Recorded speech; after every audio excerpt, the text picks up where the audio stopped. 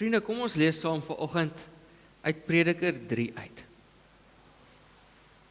Prediker 3 vanaf vers 1. Vir alles is daar 'n vasgestelde tyd. Daar is 'n tyd vir elke saak onder die hemel. 'n Tyd om geboorte te gee, 'n tyd om te sterf. 'n Tyd om te plant en 'n tyd om uit te trek dit wat geplant is. 'n Tyd om 'n lewe te neem en 'n tyd om te genees. 'n Tyd om af te breek en 'n tyd om te bou. 'n Tyd om te huil en 'n tyd om te lag. 'n Tyd om te rou en 'n tyd om te dans. 'n Tyd om klippe weg te gooi en 'n tyd om klippe bymekaar te maak. 'n Tyd om te omhels en 'n tyd om ver te wees vanaf omhelsing. 'n Tyd om te soek en 'n tyd om te laat wegraak. 'n Tyd om te bewaar en 'n tyd om weg te gooi. 'n Tyd om te skeur en 'n tyd om toe te werk. 'n Tyd om stil te bly en 'n tyd om te praat. 'n Tyd om lief te hê en 'n tyd om te haat. 'n Tyd om van oorlog en 'n tyd van vrede. Watter voordeel het die een wat die werk van dit waarmee hy hom afsloof? Ek het die taak gesien wat God aan die mens gegee het om hulle mee te belas. Alles het hy mooi gemaak op sy tyd. Hy het ook die besef van tydsduur in hulle harte gegee, sonder dat 'n mens enigstens die werk van God van begin tot einde doen, wat God van begin tot einde doen kan pyl. Ek het besef dat daar tussen hulle niks beter is nie, as om vreugde te ervaar en die goeie te geniet in die lewe. Ja, elke mens, dat hy eet en drink en die goeie geniet by al sy inspanning. Dit is 'n gawe van God. Ek het besef dat alles wat God doen, vir altyd sal bestaan. Daaraan kan niks toegevoeg word nie, en daarvan kan niks weggeneem word nie. God het dit gedoen, sodat hulle ontzag vir hom sal hê. Wat ook al gebeur het, was al lankal daar, en wat gaan gebeur, het al lankal gebeur. God haal weer na vore wat verby is. Ons lees tot sover.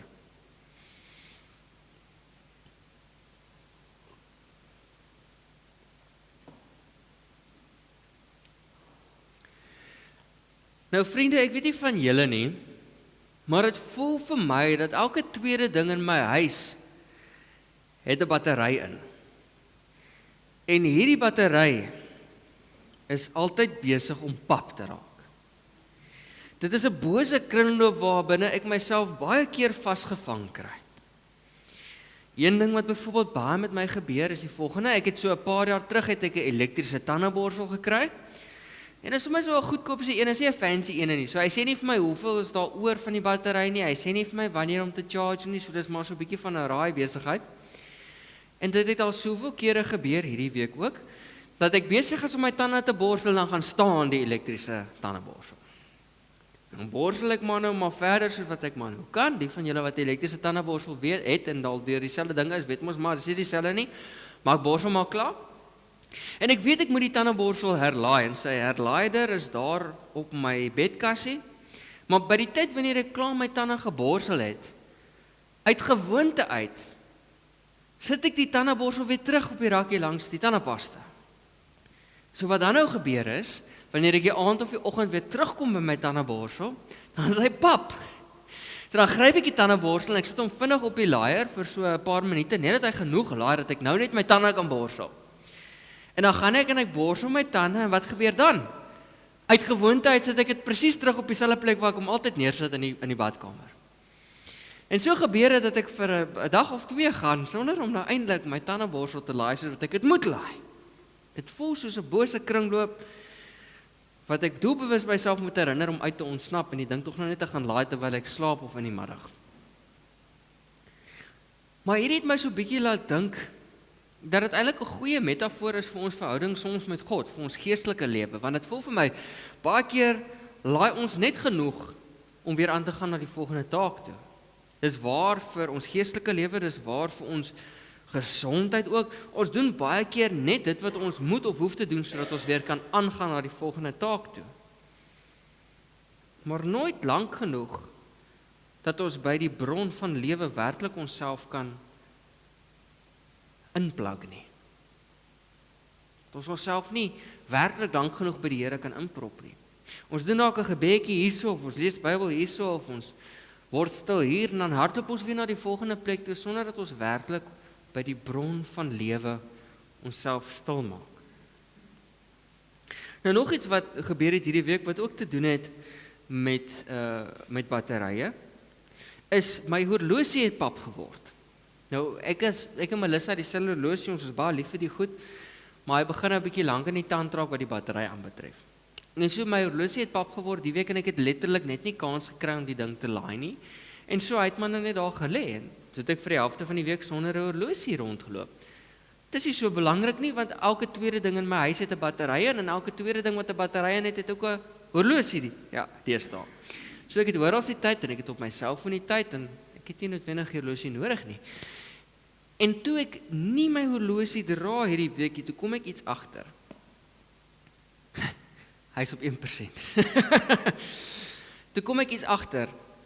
Hoe baie ek kyk na my leepols sonder die horlosie. Hoeveel keer in 'n dag ek uit gewoonte uit my arm oplig om te kyk hoe laat dit is. En weet julle wat besef ek toe? Ek besef dat ek eintlik baie meer teenwoordig is in gesprekke sonder die horlosie. Ek weet nie hoe laat dit is nie. En dit maak nie saak nie. Want ek is besig met iemand. Ek is besig met my vrou of ek is besig met my familie of ek is besig om koffie te drink met iemand. Dit maak nie saak hoe laat dit is nie. My selfoon se alarm sal afgaan wanneer ek by my volgende afspraak moet wees, dan weet ek moet regtig nou ry. Maar ek besef toe net hoe maklik ons vasgevang word in tyd. Hoe belangrik tyd vir ons geword het. Dit het my so 'n bietjie herinner aan 'n fliek wat in 2011 uitgekom het. Die fliek se naam is In Time. Ek weet nie of van julle dit al gekyk het dalk nie, maar in hierdie fliek bestaan geld nie meer nie. Daar's nie meer rande en dollars en dinge nie. Die enigste ding waarmee jy goed kan koop en verkoop is tyd. Almal het tyd. En so jy koop jou groceries met tyd. Jy doen alles met tyd. Daar is geen ding waaraan waarde te heg as tyd nie. En so in hierdie film, die armste van ander mense werk van minuut tot minuut of van uur tot uur om te oorleef, terwyl die mense wat ryk is, het honderde jare se tyd wat hulle kan spandeer en mors op wat ook al hulle wil spandeer. Dit is my 'n baie interessante fliek en dit is so half 'n sosiale kommentaar op die waarde wat ons ook heg aan tyd. Julle ken die spreekwoord time is money. Tyd is geld. Maar tyd is nie geld nie. As tyd geld is, dan gaan ons altyd bankrot wees. Want ons jaag altyd na meer en na ander dinge van die een plek na die ander plek toe. En as tyd geld is, dan gaan ons altyd die hier en die nou mis. Dan gaan ons op die verkeerde dinge fokus in ons lewe.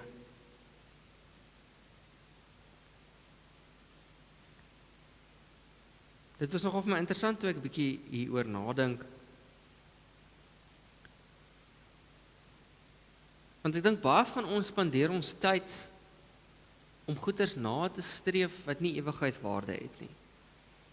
Ons dink ons kan status of produktiwiteit koop, maar baie keer dat wanneer ons tyd spandeer aan hierdie ander dinge, dan gee ons tyd op met God en met ons familie. Daar is hierdie toets wat wetenskaplikes al gedoen het, wat ek al 'n lang tydjie van weet. Maar dit gaan oor oogkontak. En wetenskaplikes het agtergekom dat as jy vir 4 minute in iemand se oë instaar, dat jy lief word vir hulle. Ons praat nou nie hierso van koetjie-koe liefde of wat ook al nie. Maar hulle kom agter dat wanneer jy vir 4 minute in iemand se oë kyk, dat jy nie net die persoon raak sien nie, maar dat daai verdediging wat ons op het, ons dit te laat gaan. En wat ons werklik mekaar raak sien en teenwoordig kan wees vir 'n oomblik in mekaar se lewens. Ek onthou hierdie baie goed, want ons het op 'n stil retreat gewees in jou finale jaar as student. Vat hulle op 'n stil retreat as predikante. Dan vat hulle na 'n plek toe, buite Hermanus, die plek se naam is Volmoed, en dan is jy vir 'n week stil. Jy mag vir 'n week nie praat nie. Nou vir die van julle wat ekstroverte is, weet ek dis 'n baie moeilike taak. My vrou is een van hulle, dit was vir haar aaklig om stil te bly, maar ek het dit natuurlik baie geniet om vir 'n week stil te bly en rustig te wees. Maar ons het hierdie sessies tussen in die stiltes wat ons met mekaar kan gesels oor die Here se woord, wat spesiaal uitgesit is wat ons reflekteer oor wat besig is om met ons te gebeur. En ons weet van hierdie studie en my beste vriend Wynand herinner my hieraan en hy sê luister, wanneer ons nou weer stil is, dan wil ek 4 minute in jou oë kyk. En dit is 'n vreemde ervaring om dit te doen. Die eerste minuut is baie vreemd. Dis so gevul met senuweeagtige gegiggery en dit maak jou ongemaklik om van iemand se oë te kyk, want wanneer kyk ek so diep in iemand se oë behalwe my vrou se, So dit is 'n vreemde ervaring om dit te doen. Die tweede en die derde minuut begin ons jou kundige verdedigingsmeganismes af te breek. En begin ons besef, wow, hier is eintlik iets aan die gang hierso. En die vierde minuut tree op as 'n diep gevoel van koneksie en aanvaarding wat jy beleef met jou medemens. Jy sien nie net nou meer iemand se gesig nie, maar dit is asof jy in iemand se siel inkyk, is asof jy iemand regtig raak sien vir die eerste keer. Nou ek wil ietsie toets daar omtrent vanoggend. Ek gaan nie dat ons 4 minute in mekaar se oë kan kyk nie, maar foei tog, ek wil julle nie daaraan blootstel nie. Maar die van julle wat wil kan dit doen as julle huis toe gaan, maar ek wil wel hê ons moet ietsie doen net om 'n bietjie teenwoordigheid vir mekaar vas te maak. Ek wil hê ons moet vir 20 sekondes in mekaar se oë kan kyk. Ek weet nie of julle dit sal kan doen nie, 20 sekondes. Ek sien wel hier's 'n paar oud mense wat nie iemand het om na te kyk nie. Die van julle wat nou met julle eggenoot of so het, is nou maklik, julle kan nou diep in hulle oë kyk. Maar ek wil hê ons moet gou vir 20 sekondes in mekaar se oë kyk. En dis okay as jy bietjie ongemaklik voel, dis alles deel daarvan. Maar net gou vir 'n oomblik as erkenning vir mekaar se teenwoordigheid. So ek gaan nou nie daai dominee wees wat mense forceer om iemand te gaan soek om in hulle oë te kyk. Ek gaan julle aan julle eie genade oorlaat. So as jy op jou eie is, kan jy iemand gaan kry gou-gou. As jy nie iemand wil kry nie, kan jy stil sit. Ek weet nie of daai twee kiddos in mekaar se oë wil kyk nie. Ek sien die een is uitgepaas en besig om te slaap. Maar as hulle mekaar se oë wil kyk, kan hulle. So kry gou vir julle 'n maatjie, draai gou na mekaar toe en ek gaan vir ons time. Ek gaan vir julle time, so ek gaan nie toe, julle hoef nie te worry oor die tyd of so nie. Ek sal vir julle vir 20 sekondes uitsort. Kyk wat Jakes blok onmiddellik vir Pieter af. Jakes wil nie in die oë kyk nie. So gee gou kos dat almal net skrap. Ja, daar's mense daar binne. Okay. Die wat, waartoe het jy maar weggehardloop? Kyk, Adele het daar gegaan. Janko, het jy iemand agter die pilaar? Of gaan jy vir jouself kyk? Hy voel tog, okay, dan gaan ek maar by jou moet kom sit. Voel tog, as jy nou die enigste persoon wat nie in iemand se oë kyk nie. Jeug, maar nou gaan jy nie dominee se oë kyk, dit gaan weer 'n bietjie weird wees, né? Okay. Is julle reg? Het julle iemand om in iemand se oë te kyk? 20 sekondes, né? Okay. En daar gaan ons. Ek besef nou ek het die timer begin, maar ek moet ook na die horlosie kyk.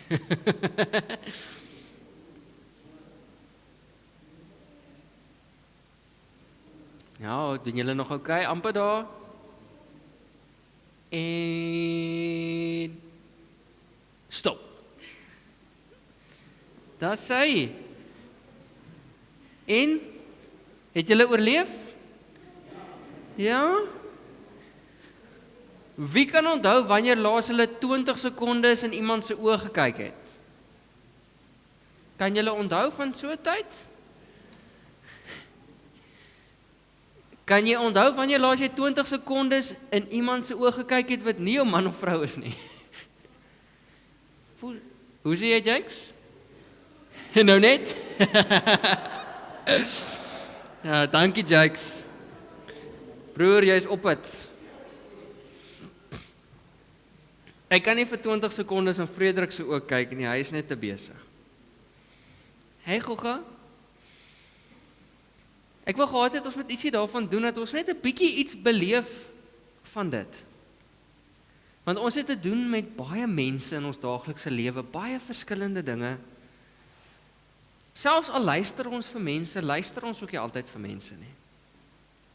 Ek dink as ek vanoggend se teksgedeelte lees, dan besef ek binne wat die prediker skryf, wat die waarde van tyd is. En dat baie keer wens ons oomblikke in ons lewens verby, waar ons iets kon beleef het van die Here se genade en liefde. Kyk, hierdie gedeelte in Prediker sê vir ons dat alles sy tyd het, en ons almal weet dit baie goed. Maar die Prediker wil meer as dit by ons tuis bring.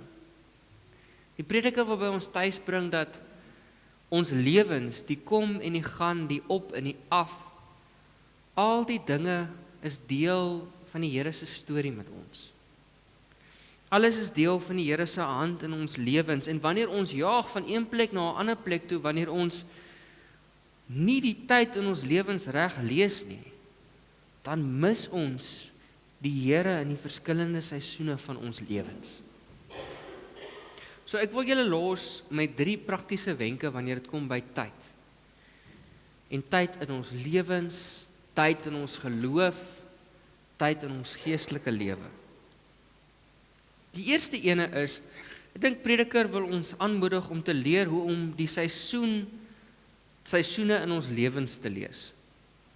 Ons almal kan tyd lees en na horlosies kyk, maar die Here wil deur hierdie teksgedeelte vir ons aanraai om te oefen hoe om die seisoen in ons lewens te lees.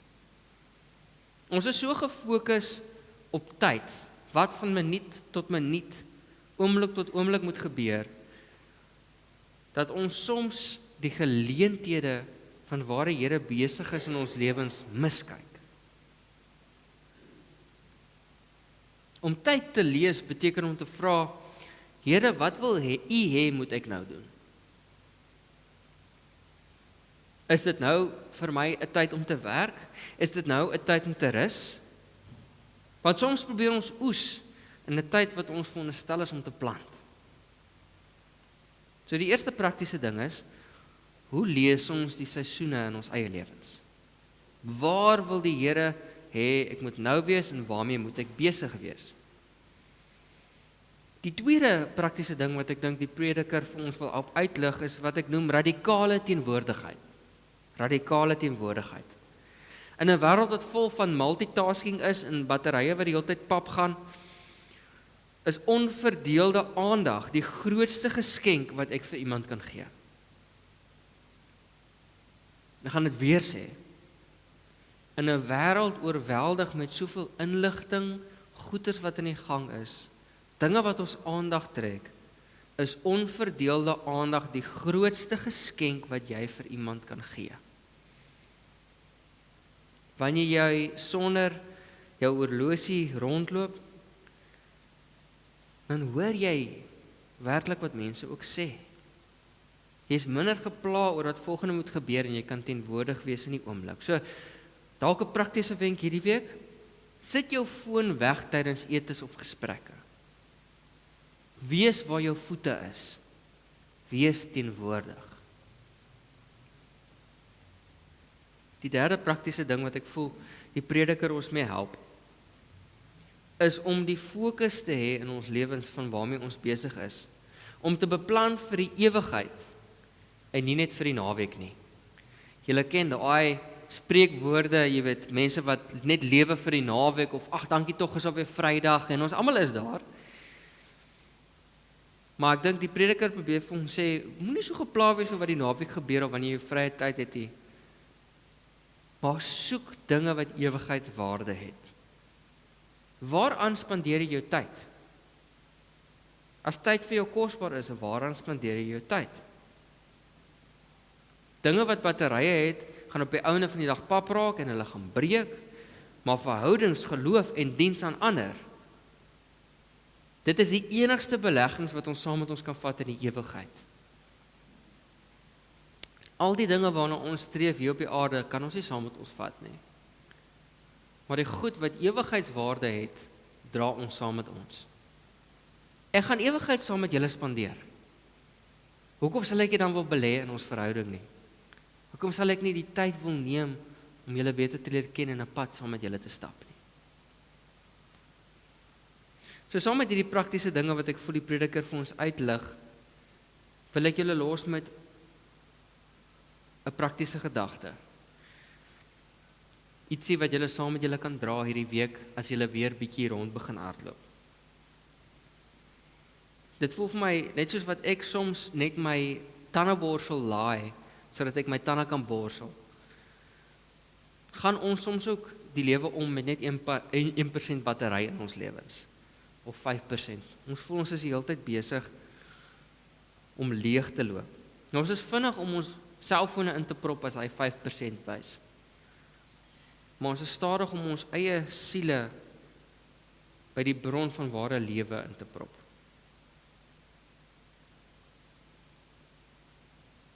Prediker herinner ons dat wanneer ons vinnig net na die gejaag van wind toe hardloop, dan gaan ons altyd leeg wees. So hierdie week, wanneer jy jou horlosie of jou selfoon of wat ook al batterye in jou lewe het inprop om te herlaai, gebruik dit as 'n gebedsherinnering. Wanneer jy instinktief gaan om daai dingetjie te vat en die pluggie in te druk, of as jy fancy is en jy het wireless charging en jy gaan sit om so neer of wat ook al jy doen, wanneer jy gaan om jou selfoon te herlaai, gebruik dit as 'n gebedsherinnering. Vra vir jouself, hoe vol is my battery? Is dit nie dalk tyd dat ek ook 'n bietjie myself by die Here inprop nie? Amen. Kom ons sluit ons oop.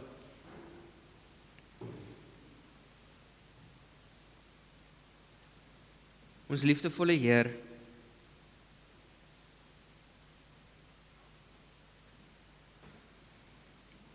ons tyd hier op aarde, Heer, is so kosbaar.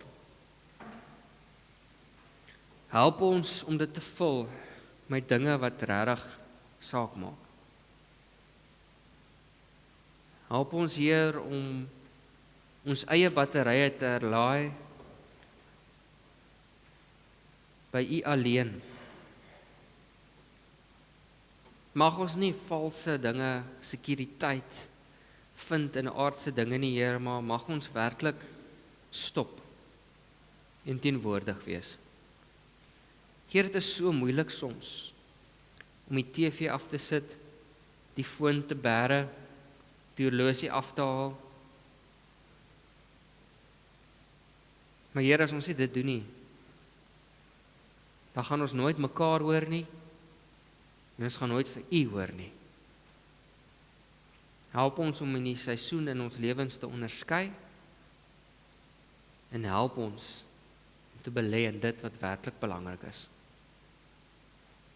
Amen.